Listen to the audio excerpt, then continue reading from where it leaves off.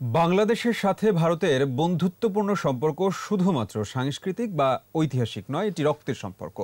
এ সম্পর্ক কখনো ছিন্ন হওয়ার নয় বলে মন্তব্য করেছেন বাংলাদেশে নিযুক্ত ভারতের হাই কমিশনার বিক্রম কুমার দোরাইস্বামী।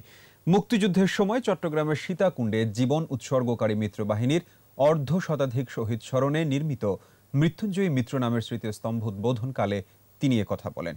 ইফরাজ নূরের ক্যামেরায় রিপোর্ট করছেন শিউলি শবনম।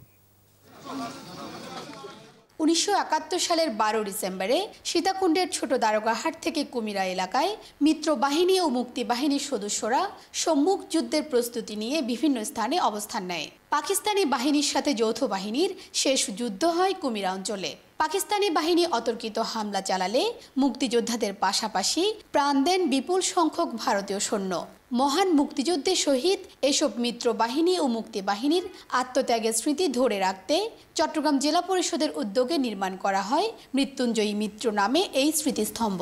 যৌথ বাহিনীর যে এত বড় আত্মত্যাগ, এত বড় স্যাক্রিফাইস, এটাকে স্মরণীয় করে রাখার জন্য ফর ফিউচার জেনারেশন আমরা এই মৃত্যুঞ্জয়ী মিত্র এটা প্ল্যানিংও আমি করেছি।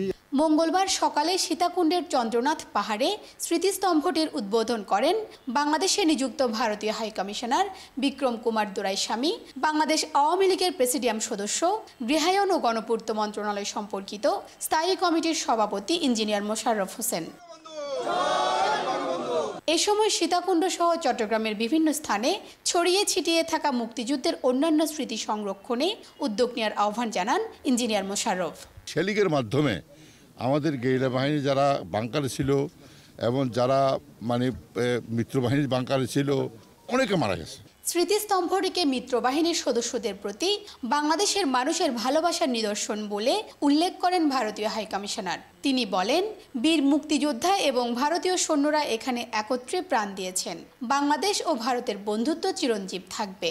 আমাদের সম্পর্ক রক্ত সম্পর্ক। So we must never forget that. Friendship can only be remembered because of this. স্মৃতিস্তম্ভটি চলতি বছরের মার্চে উদ্বোধন হওয়ার কথা থাকলেও করোনার কারণে তা পিছিয়ে যায়। শিউলি শবনম, 21 টেলিভিশন, চট্টগ্রাম।